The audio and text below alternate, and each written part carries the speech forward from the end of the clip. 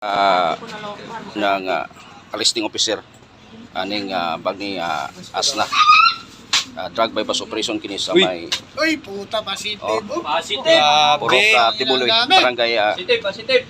unsa nga barangay diri wat Kapati Kiambas Sarangani province joint drug bypass operation kini ang maong sa mga personay sa PDR Region 12 Kiamba Municipal Police Station Provincial Intelligence Unit Sarangani of South or Sarangani Police Mobile Force Company.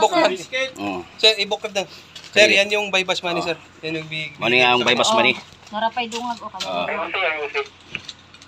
Kini dati na siyang dakpan kani adto. Kining si kining target sa bypass operation na si alias Asna no sa Asnaira gumikan gyapon sa illegal nga droga.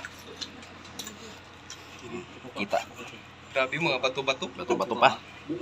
Isa ni siya sa mga gitudlong source diri no sa payuhot og illegal nga droga diri sa maong barangay o sa makasikbit ka mga lugar.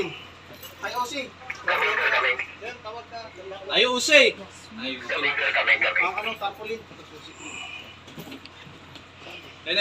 Nga ang presensya ni barangay Kagawad no o ang cover sa duha ka baluran kamera.